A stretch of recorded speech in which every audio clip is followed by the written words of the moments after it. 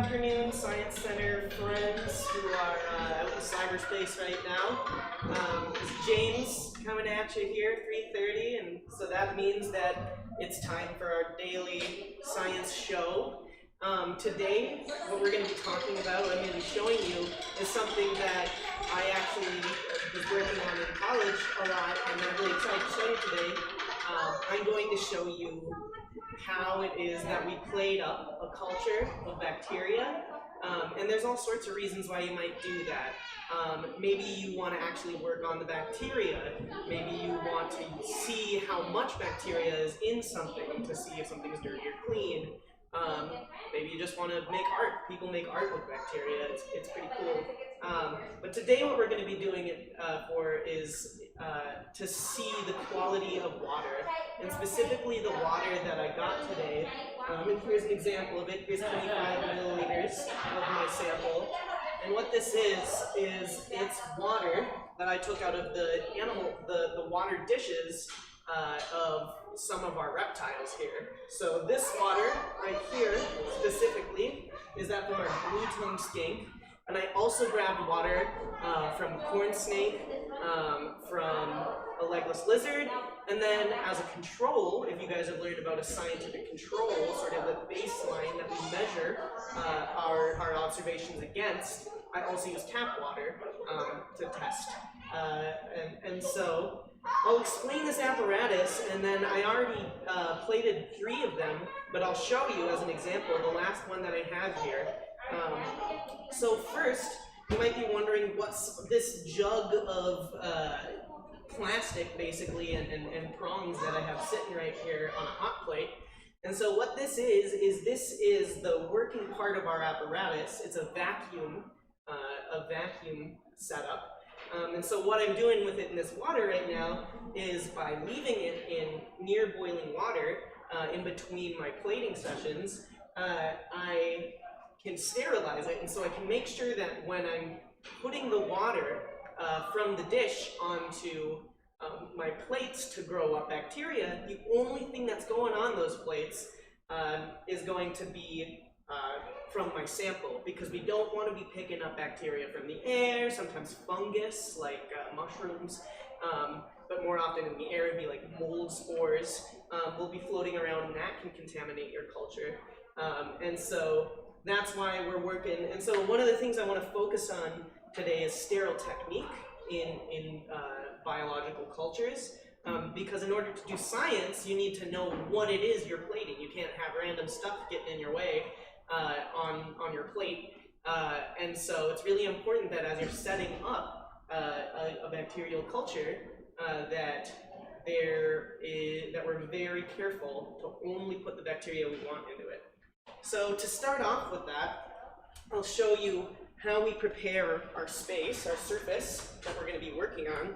So what I have here is some isopropanol, isopropyl alcohol. You might know it as rubbing alcohol. It's that kind of weird smelling stuff they put on your arm before you get like a shot or a vaccine or something. And it's a disinfectant. So what I'm going to do is I'm going to spray it here on this surface, and then I'm going to grab some paper towels here and just wipe it down. And this is going to kill off all the icky bacteria that could mess up our science while we're working. And one thing of note is that this is going to involve some fire, what we're doing here. And first of all, if you're not with an adult, and if you're not old enough to be doing this kind of science, this is science that can actually be kind of dangerous. So I want to show it to you here because I think it's important to learn this, but also understand that this is not science to just be doing willy-nilly without training or without thought of safety.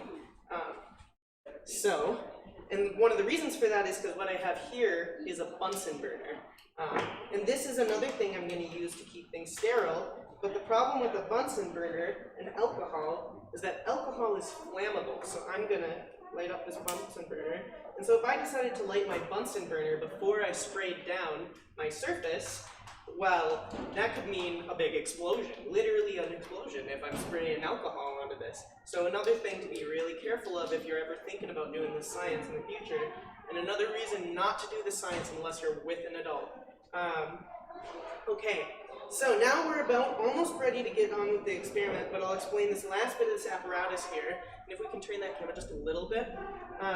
So what I have here is the sort of engine of our apparatus, and it's a vacuum tube. It's a vacuum setup. So what we have right here, this big engine-looking thing, this thing is going to draw air through it to create a negative pressure, so that air moves through here, and then goes through this tube, and then goes up through this tube, and then into here.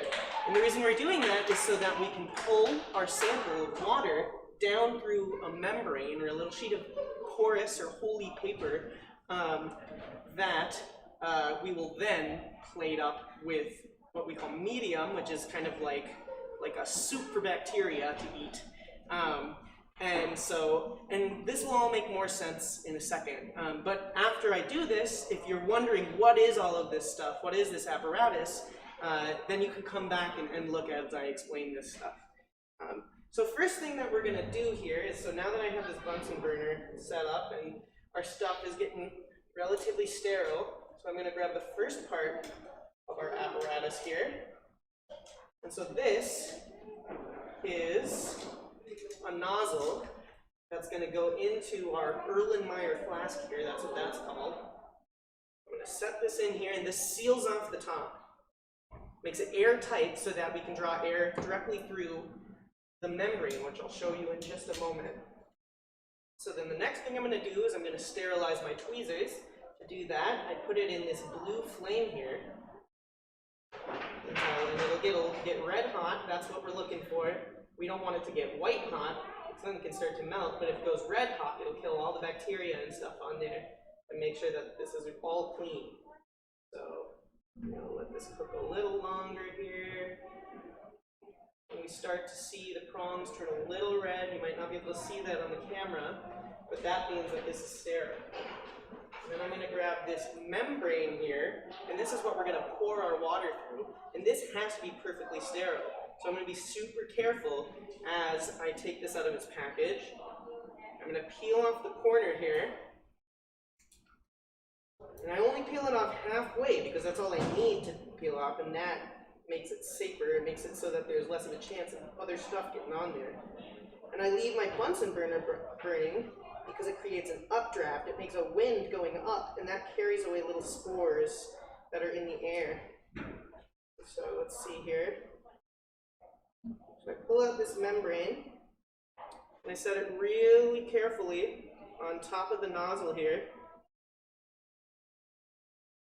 And that goes just like that. Next, I'm going to set, because I'm going to be using this again in a second, so I'm going to set this by the heat for now to let it sterilize again. There we go. Now I'm going to grab the next part of this apparatus, which is the cup.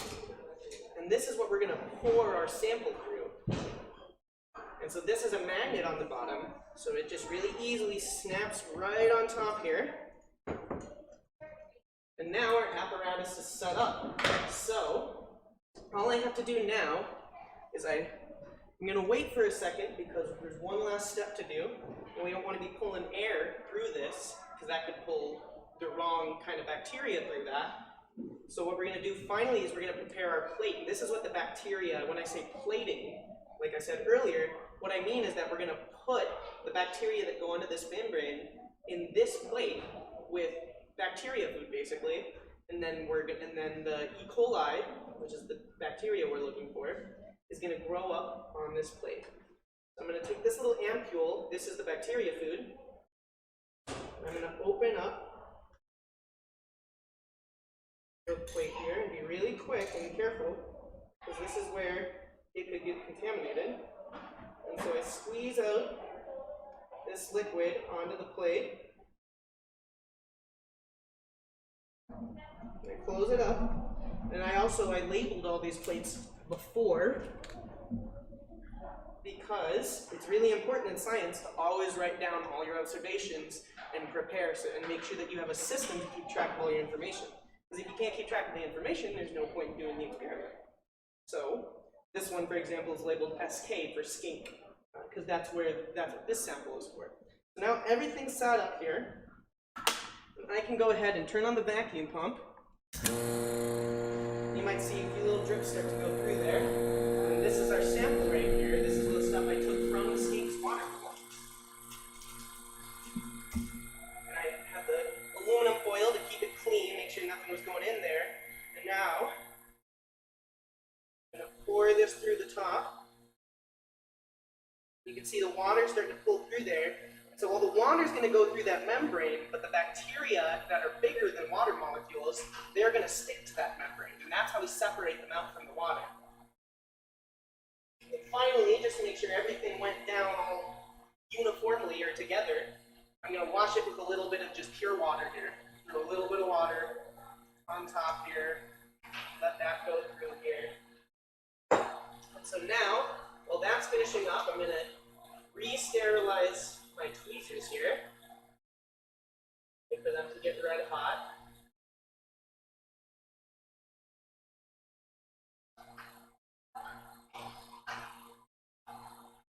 That's looking pretty good. Now, I'm going to shut off the vacuum tube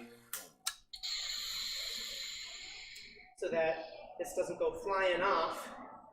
I'm going to take off this magnetic section here, drop it back into the sterile water for when we do our next thing, which I'm not going to be doing today because I already did it all,